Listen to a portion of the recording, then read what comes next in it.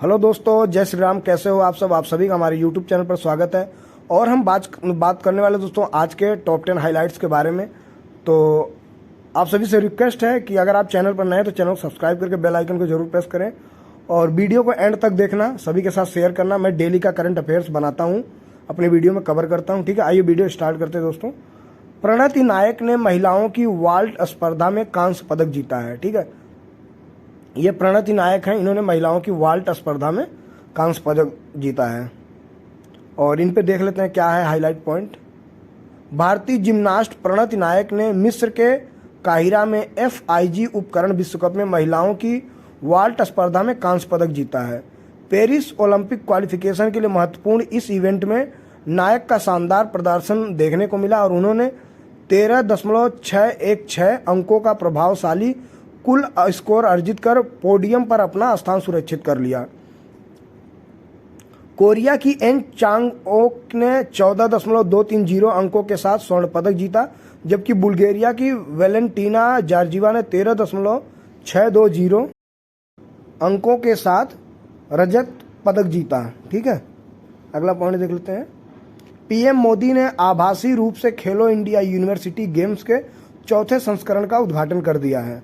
प्रधानमंत्री श्री नरेंद्र मोदी ने गुवाहाटी के सरू सजाई स्पोर्ट्स कॉम्प्लेक्स में खेलो इंडिया यूनिवर्सिटी गेम्स 2023 के चौथे संस्करण अष्टलक्ष्मी का वस्तुतः उद्घाटन किया। केंद्रीय मंत्री ने कहा कि प्रधानमंत्री श्री नरेंद्र मोदी का मुख्य केंद्र बिंदु उन सभी 8 पूर्वोत्तर राज्यों का विकास है जिनकी पहले उपेक्षा की गई थी और इन 10 वर्षों के दौरान इस सरकार पर किसी भी प्रकार के भ्रष्टाचार का कोई आरोप नहीं है। वित्तीय प्रक्रिया अध्यादेश को नेपाल में मंजूरी मिल गई है। अब इस पे देख लेते हैं क्या है। नेपाल की प्रतिनिधि सभा ने वित्तीय प्रक्रिया के वित्तीय दायित्व पहला संशोधन अध्यादेश 2080 बहुमत से पारित कर दिया। गौरतलब है कि सरकार की सिफारिश पर राष्ट्रपति रामचंद्र पौडेल ने 18 जनवरी को वित्तीय प्रक्रिया और वित्तीय दायित्व प्रथम संशोधन अध्यादेश 2080 को प्रख्यापित किया था। अध्यादेश ने सरकार हेतु बजट के सिद्धांतों और प्राथमिकताओं को फरवरी के अंतिम सप्ताह के भीतर संसद के समक्ष प्रस्तुत करने का द्वार खोल दिया है। ठीक है, PM मोदी ने संभल में श्री कल्की धाम मंदिर की आधारशिला रखी है।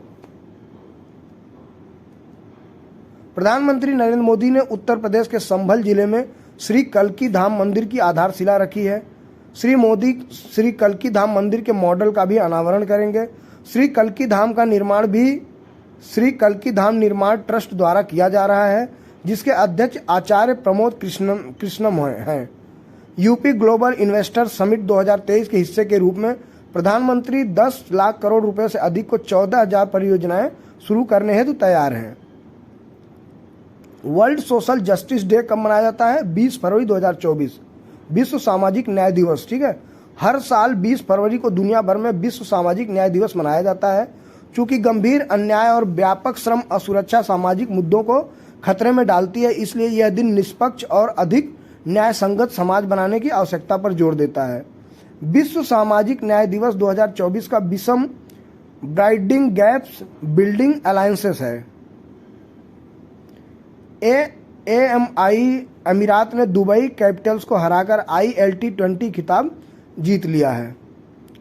MI अमीरात ने UAE international league T20 ILT20 के दूसरे संस्करण का खिताब जीत लिया है। दुबई इंटरनेशनल स्टेडियम में फाइनल मैच में MI अमीरात ने दुबई कैपिटल्स को 45 रनों से हराकर खिताब हासिल किया है। MI टीम ने 3 विकेट के नुकसान पर कुल 208 रन बनाए। दुबई कैपिटल्स की टीम 20 ओवर में 7 विकेट के नुकसान पर 163 रन ही बना सकी। ILT20 अमीरात क्रिकेट बोर्ड द्वारा आयोजित एक फ्रेंचाइजी आधारित T20 लीग है, जिसमें 6 भाग लेने वाली फ्रेंचाइजी शामिल है। ठीक है, जैसे अपने यहाँ IPL होता है। महाराष्ट्र कैबिनेट ने मराठों को 10% आरक्षण देने के विधेयक के मसौदों को मंजूर कर लिया है, तो अब इन्हें भी आरक्षण मिलेगा। ठीक है, महाराष्ट्र मंत्रिमंडल ने शैक्षणिक संस्थानों और सरकारी रोजगार दोनों में मराठा समुदाय हेतु 10% आरक्षण का प्रस्ताव करने वाले एक मसौदा विधेयक को मंजूरी दे दी है। यह प्रस्तावित आरक्षण 50% की सीमा से अधिक है।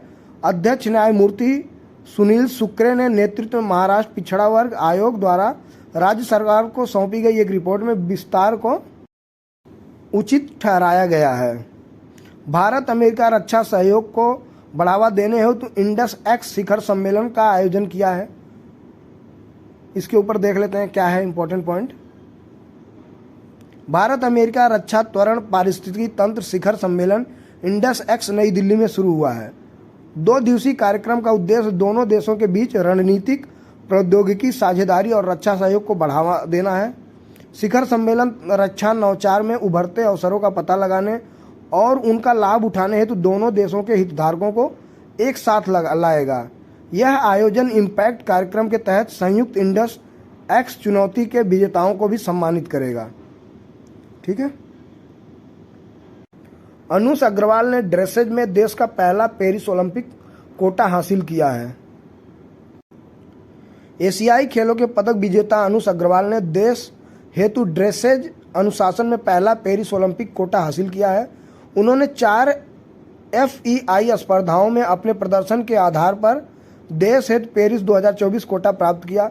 अग्रवाल ने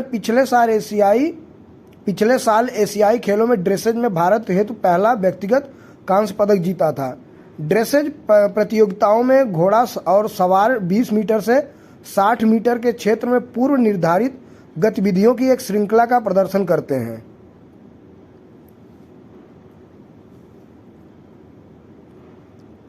सरकार ने 50 और अमृत भारत ट्रेनों को मंजूरी दे दी है।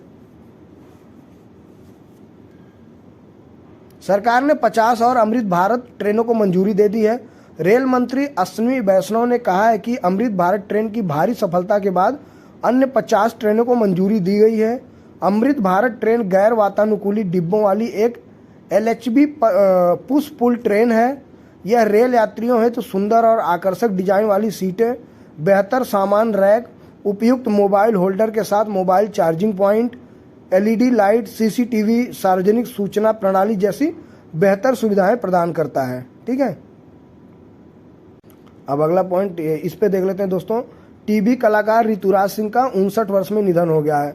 काफ़ी अच्छे अभिनेता थे, आप लोगों ने देखा होगा इनका कहीं ना कहीं मूवी में। इन्हें अपनी बहुमुखी भूमिकाओं हेतु पहचाने जाने वाले प्रसिद्ध टीवी अभिनेता ऋतुराज सिंह का 59 वर्ष की उम्र में कार्डियक अरेस्ट के कारण निधन हो गया है।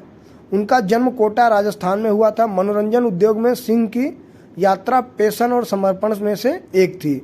दशकों के करियर में सिंह का भारतीय टेलीविजन में योगदान गहरा था। आपने इन्हें देखा होगा मूवी वगैरह में, नेगेटिव रोल एक काफ़ी अच्छा प्ले करते थे। मिजोरम और अरुणाचल प्रदेश का राज्य दिवस 20 फरवरी 2024 को मनाया जाता है। ठीक है। उत्तरी राज्य मिजोरम और अरुणाचल प्रदेश 1987 से 20 फरवरी को अपना स्थापना दिवस मनाते आ रहे हैं। 20 फरवरी 1987 को मिजोरम राज्य भारत का 23वां राज्य बना। प्राकृतिक आश्चर्यों और सांस्कृतिक विरासत की भूमि अरुणाचल प्रदेश 20 फरवरी 1987 को पूर्ण राज्य बन गया था। 1972 तक इसे north east frontier agency NEFA के नाम से जाना जाता था। ठीक है। ग्रीस के PM भारत की 4 दिवसीय राजकीय यात्रा पर नई दिल्ली पहुंचेंगे। ग्रीस के प्रधानमंत्री क्यारिकोस मित्सोटाकिस भारत की 4 दिवसीय राजकीय यात्रा पर आज रात नई दिल्ली पहुंचेंगे। उनके साथ वरिष्ठ अधिकारी और एक उच्च स्तरीय व्यापारिक प्रतिनिधि मंडल भी होगा। यह 15 वर्षों के बाद ग्रीस से भारत की पहली द्विपक्षीय राष्ट्राध्यक्ष या शासन स्तर की यात्रा होगी। वह एथेंस लौटने से पहले मुंबई भी जाएंगे। ठीक है। मुंबई का भी दौरा करेंगे ये। देश की श्रम शक्ति में महिलाओं की भागीदारी 23% से बढ़कर 37% हुई है। श्रम एवं रोजगार सचिव आरती आहूजा ने कहा है कि देश में श्रम बल में महिलाओं की भागीदारी 23% से बढ़कर 37% हो गई है। सुश्री आहूजा ने महिला श्रम बल पर नवीनतम आवधिक श्रम बल सर्वेक्षण डेटा का हवाला दिया। उन्होंने कहा कि जैसे जैसे देश की आबादी बढ़ रही है, भारत को 50% प्रतिभाशाली, प्रेरित और मेहनती महिला कार्यबल की सराहना करने की जरूरत है। भारत गरीबी और भूख उन्मूलन कोष में 1 मिलियन अमेरिकी डॉलर का योगदान देता है। इस पे देख लेते हैं। भारत, ब्राजील और दक्षिण अफ्रीका IBASA द्वारा स्थापित गरीबी और भूख उन्मूलन कोष में भारत ने $1 मिलियन का योगदान दिया। इस फंड का उद्देश्य गरीबी और भूखमरी को कम करना है।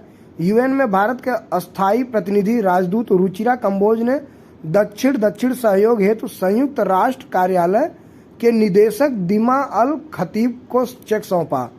गरीब और भूख उन्मूलन हेतु IBSA फंड मार्च 2004 में समूह द्वारा संयुक्त रूप से स्थापित की गई थी और यह 2006 में चालू हो गई थी। KVS मणियन कोटक महिंद्रा बैंक के नए संयुक्त प्रबंध निदेशक नियुक्त किए गए हैं। ठीक है, कोटक महिंद्रा बैंक ने 1 मार्च से पूर्णकालिक निदेशक KVS मणियन को संयुक्त प्रबंध निदेशक के रूप में पुनः नामित किया है। मणियन भारतीय प्रौद्योगिकी संस्थान BHU वाराणसी के पूर्व छात्र हैं, जिनके पास इलेक्ट्रिकल इंजीनियरिंग में डिग्री और वित्तीय प्रबंधन में स्नातकोत्तर है। शांति एकम्बरम को मार्च से प्रभावी उप प्रबंध निदेशक नामित किया गया है। एकम्बरम, जिनके पास कोटक में 30 वर्षों के अधिक की सेवा किया है इन्होंने, और उनके पास वाणिज्य की भी डिग्री है। तो ठीक है दोस्तों, आज का ये लास्ट टॉपिक का लास्ट पॉइंट था। आई होप आपको वीडियो पसंद आई, और अगर आपको वीडियो पसंद आई होगी तो हमारे चैनल को सब्सक्राइब करके बेल आइकन जरूर प्रेस करें और सभी के साथ वीडियो शेयर करें। फिर मिलते हैं हम आप सभी से एक नई वीडियो में। तब तक के लिए जय हिंद, जय भारत, जय Shri Ram. All the best आपके आने वाले सभी एग्जाम्स के लिए। Take care, bye bye. फिर मिलते हैं आपसे।